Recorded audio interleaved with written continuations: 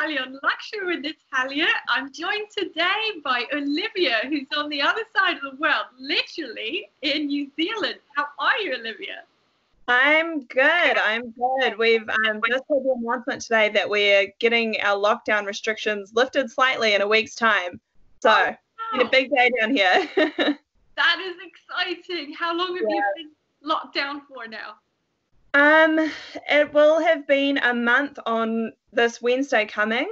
So, they've just extended it by a week from today, so an extra 4 days. Oh, wow. Well, here in France, and we've got until the 11th of May if all goes well. So, wow. It's getting long now, but it's nice to connect with people like yourself. And in fact, how we met on virtually is through Twitter. And you saw the world's most luxurious yachts episode that was aired on Channel 5, where I was talking about all the wonderful yachts and luxury on them. Yeah, it was wonderful. We were daydreaming from here in our lockdown. We were like, imagine sailing now. It'd be so much better. Yeah. Although, having spoken to a few captains and crew, they're like, nah, it's not a good environment to be locked down in because you can get total cabin fever, like literally the word cabin fever. But anyhow, here we are, and it's so nice to connect live because you're a bit like me, a boutique agency focusing on marketing and PR. Yeah. So we're a little team operating out of the capital city here, Wellington. And we service a few hotels, high-end restaurants. We work with property developers and commercial real estate agents. Yeah, do a few bits and pieces. How are they reacting to what's going on? Yeah, I think it's been hard. So restaurants and hospitality have shut down here over the last month. So when we went into our full-scale lockdown, all non-essential businesses had to close. So a lot of the projects that the developers had going have just been put on hold. You know, there's no construction or big infrastructure stuff going on. Yeah, it's been hard. It's been a big adjustment. I think we're lucky here that there's been a lot of government support in terms of wage subsidies and stuff for businesses to keep them going through this period of lockdown. But it's been quite an adjustment. And I think for a lot of the clients that we work with, it's been hard for them to adjust their mentality into what can I do when I'm closed, which is a lot of communication and keeping that their usual channels of communication open and maintaining those relationships through the lockdown when they're not necessarily trading as usual. That's right. And how has that message been kept going, I suppose? Because, for example, in my world, in the luxury world, it's been quite sensitive. Now, slowly, surely, people are communicating and realizing that developing the relationship is essential. However, there was a bit of anxiety to not portray things that would be a negative in the long run. So how has that been for you over there? I think, we've told people to be cautious. If there's stuff they want to put out on social media, we're always here for them to run it by us. And I guess the key thing that we're telling people is remember the audience, the context that your audience is in right now. Everyone's under a lot of stress, a lot of pressure, whether that's financial or just the anxiety about the pandemic and all this kind of stuff. So just to take a moment to step outside of maybe the bubble of what your organization thinks is important as a message right now and consider it from the perspective of your audience when you put it out there. And, everything that they're going through, what kind, are being bombarded with information. So just keeping it, to what's necessary, not adding to the onslaught of comms coming at them all the time. Just keep it concise, keep it to the point, and communicate when you need to. Mm-hmm. So have you seen a change in the way that the social media plans have gone in what direction? Absolutely. I don't know if you would have been the same. There's been a lot of budget slashing for advertising. So we've put a huge emphasis on organic content, anything they can do to add value for their audiences. Yeah. So it's become a big trend here. Wellington's quite a foodie hotspot. And so a lot of the, popular eateries in Wellington have had their chefs at home doing recipe videos, sharing tips and tricks that they have. So we're really lucky. One of our top restaurants, the head chef has a girlfriend that's a videographer living with him. And so they've been able to make some amazing content locked in their little house, but it's really kept their audience engaged. And it's, putting out messaging that actually adds something to their feeds. It connects with them as people. Yeah, just stuff that, actually is entertaining, not just messaging.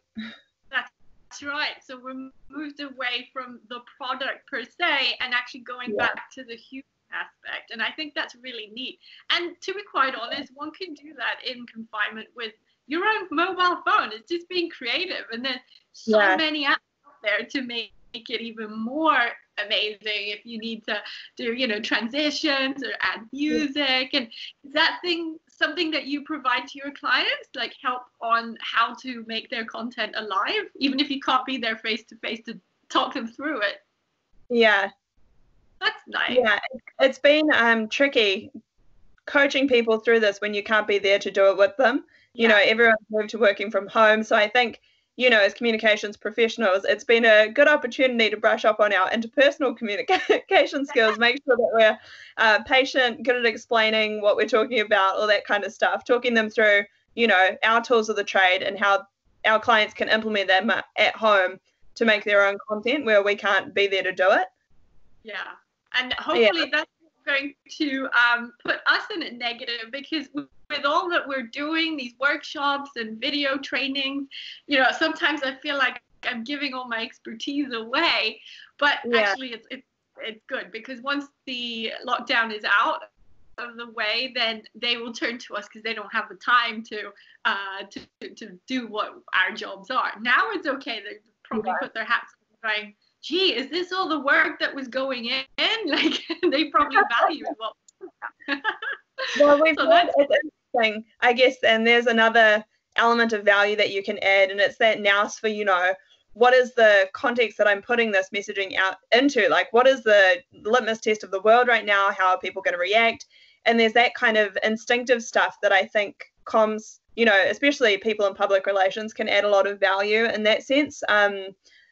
Sometimes your clients won't be as clued up onto the wider world and what's going on outside, and how something that they put out that is well-intentioned might be received in the wrong way. Yeah. And what about media? Are media being more receptive in this lockdown time? Yes and no. We had one client that has been managing to get some really good stories, and I think at the start of the lockdown here, and when things really started to get negative quite fast, the media was really looking for some positivity to put out, on the 6 o'clock news, give people something to smile about. And so one of our hotels ran a campaign that we helped them come up with, which was a pay what you can afford. So for any local Wellingtonians that had an overseas trip cancelled because of COVID lockdowns, they could pay as little as $1 for a night in a 4+ star hotel in the central city. And so that was, it was a nice feel-good thing. It was a positive story in the news, and it got the client some really good mileage in the press. But I think as this has gone on, the government restrictions have gotten tougher, and there's more businesses trying to break the rules and that kind of stuff, the media have gotten a little bit more skeptical, and they're trying to make sure that people are playing by the rules more than anything. So just kind of watching how stories are playing out, and trying to be aware of that when we're pitching different bits and pieces on behalf of our clients.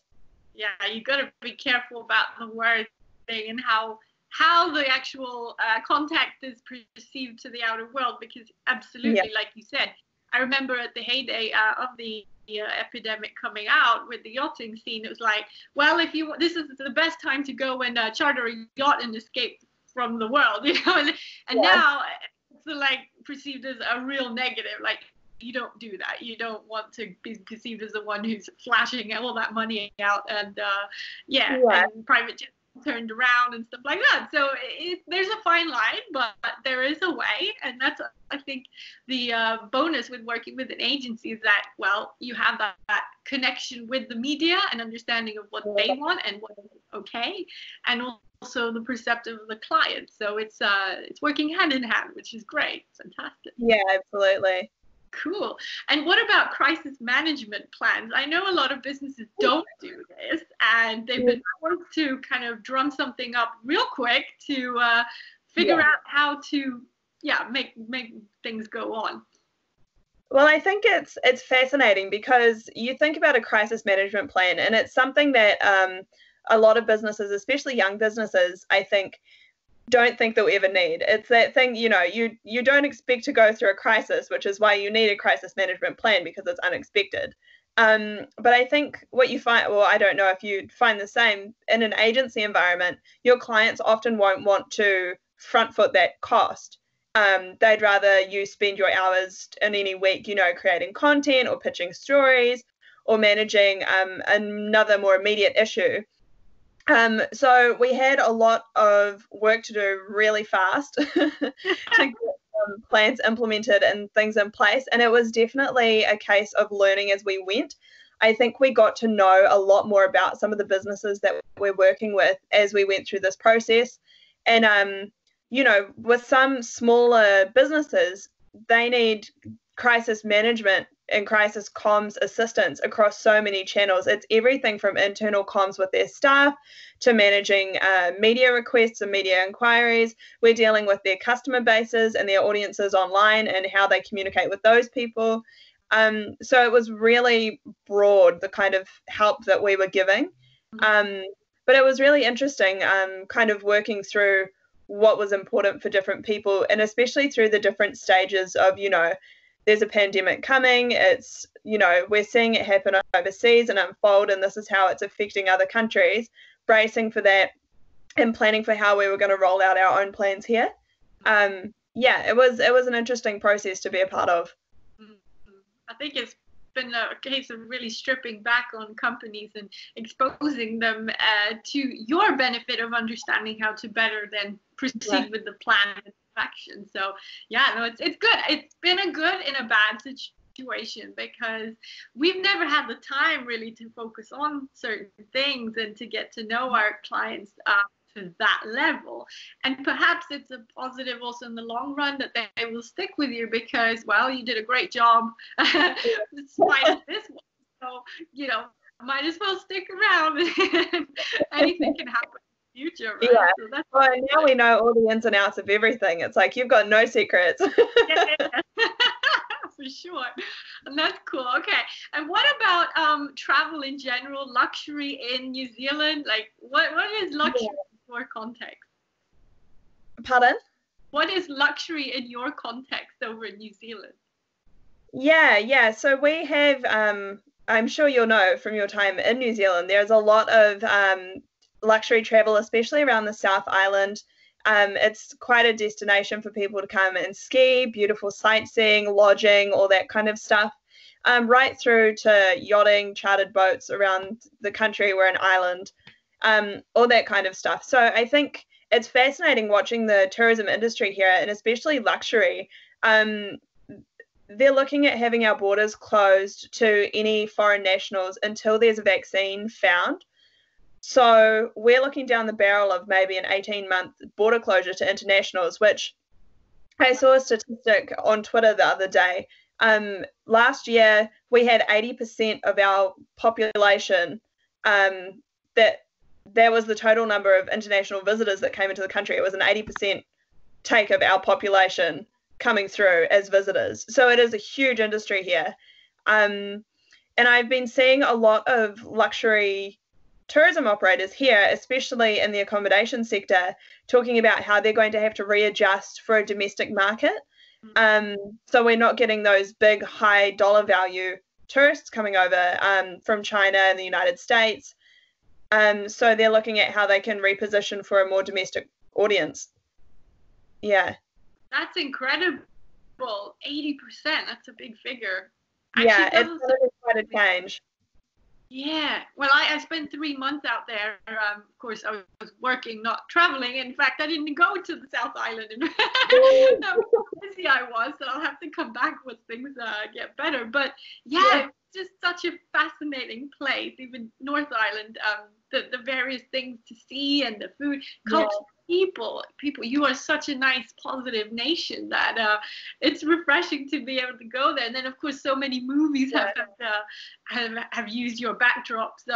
So it's wow, it's quite something. And I suppose people have been too much in their comfort zone, relying on industries or populations or tourism, so it can be turned around in a positive, and perhaps it's time for locals to explore their country and do their economy as opposed to always just getting all the input.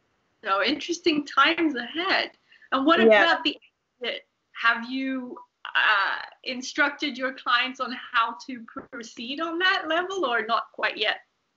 Yeah, well, we're lucky in Wellington. We're the capital city, we're a government town, and so we are a little bit insulated from, I guess, the big downturn that's going to come with international tourism. We have a bit of a buffer with that corporate business travel market.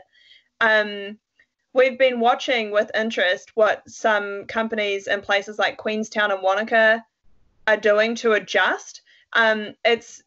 We're lucky there's been a lot of coverage in the news with tourism providers that are kind of talking about their thinking and how they're going to proceed through. Mm-hmm. And so it has turned into some business planning with our clients talking through, well, this is where the market's going. So how can we reposition, stay true to your brand, stay true to who you are, but reposition for where things are going. I mean, even if it's a temporary, 6, 12, 18 months, we don't know how long. But I think everyone's in survival mode right now. And it's kind of just thinking through how you can adapt to the new climate. And it's spanning wider than the public relations and marketing help that we're giving. It's almost, a fundamental shift in the customers that they're serving. This is something we didn't learn in the books of marketing and PR for sure. Oh, yeah. But it's interesting. I think when you're a crisis manager, you take on a level of responsibility and your clients start to come to you for all sorts of stuff, for advice. And it's, I think a lot of it for us has been monitoring the news, gathering information, and then deciphering that and feeding it back to the clients to help advise them on what the state of the world looks like right now, whether, what's coming next, what we think is coming next, and just being that channel of information for them a lot of the time. I find Twitter is a brilliant place because you get those size bits of information. It's sufficient. Otherwise, you'd spend all day on the telly and reading newspapers and whatnot. So thank goodness we have that. So this has been great, Olivia. Thank you so much. And if anyone wants to connect with you or have a chat about their personal situation in terms of their business, be it in New Zealand or in Wellington, where do they find you? So we're Wellington Urban Consulting, so you can just find us. That's our url.co.nz. We're on LinkedIn. You can follow me on Twitter. I'll give you my handle. We can stick it in the YouTube description. But I'll give you the website URL and then people can click through to there and send us a message. Fantastic. Thank you so much. And it's time for you to go to bed and for me to get going. It's been lovely talking to you. Lovely to talk to you as well. And I wish you and your team best of luck, and hopefully we'll be in the future. Yeah, absolutely. All the best on your side of the world. Thank you. So this was another episode on Luxury with Natalia. Thanks for tuning in. Hopefully you got some good advice there if you're a business even on the other side of the world. And more episodes coming real soon. Thanks for watching. Subscribe and like. Take care, everyone. Bye.